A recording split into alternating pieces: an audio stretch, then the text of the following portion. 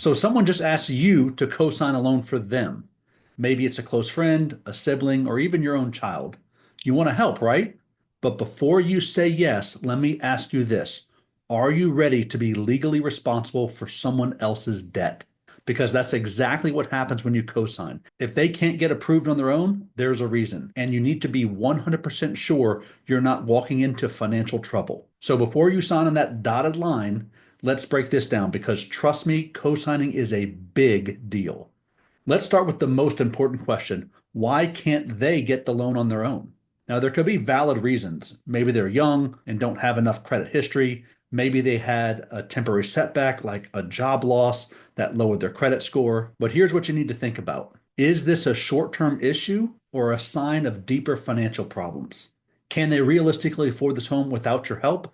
Are they responsible with money or do they have a history of late payments and bad decisions? If a lender is saying no to them, but yes to you, that's a red flag. The lender is basically saying, we don't trust them to pay this back, but we trust you. So before you agree, make sure you fully understand why they need you and whether you truly believe they'll be able to pay this back on time.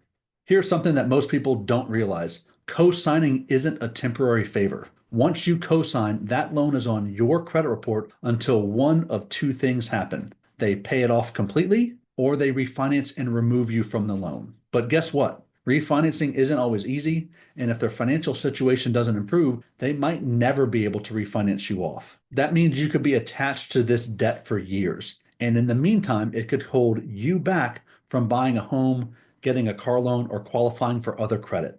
You were probably asked to co-sign because your credit is good. But here's the catch. Co-signing could hurt your score. And here's why. The new debt appears on your credit report, even though it's not your loan. It adds to your overall debt to income ratio, which could make lenders hesitate before approving you for something else. There will be a hard inquiry on your credit report, which can slightly lower your score. And most importantly, if they don't pay on time, it's as if you didn't pay on time. That means a single missed payment could tank your credit score. And if they stop paying completely, you're on the hook for the entire balance. So let's be clear.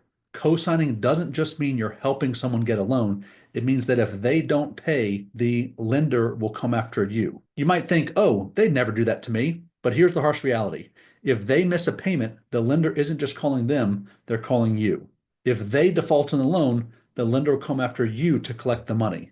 If the debt goes to collections, it's your credit score that suffers too. And in a worst case scenario, the lender can sue you, garnish your wages, or even put a lien on your property. It doesn't matter that this was their loan as far as the lender is concerned, it's yours too. Let's talk about the personal side of this. Co-signing can feel like an act of love. You might want to help your sibling, your best friend, or your child get ahead in life, but money can get messy fast. If they struggle to make payments, you're going to feel that tension. So imagine this. You co-sign, and at first, everything seems fine. Then they start missing payments. Now you're getting calls from the lender. You confront them. They get defensive. Suddenly, what started as a favor turns into a huge source of stress and resentment. I've seen friendships break apart over co-signing. I've seen family members stop talking because of unpaid loans. So before you say yes, ask yourself, is this worth risking the relationship? Now, if after everything we've talked about, you still decide to co-sign, that's your choice. But before you do, protect yourself. Here's how. Have an honest conversation with the person you're helping.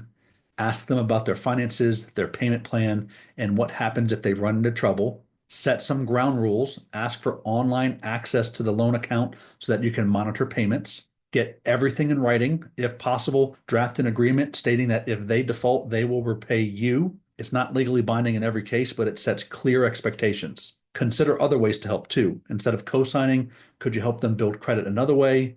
Could you gift them money for a larger down payment so that they can qualify on their own? Remember, once you co-sign, you can't undo it. So think carefully before you make that commitment. Co-signing a loan is a huge responsibility, one that can seriously affect your financial future. So before you say yes, make sure you know exactly what you're getting into. And if you found this helpful, hit that subscribe button so you don't miss more financial tips like this. And if you need personalized advice on co-signing, credit, or financing, book a call with me. I'll walk you through your options so that you can make the best decision for your situation. Click the link below, schedule a chat, and let's make sure you're protecting yourself financially.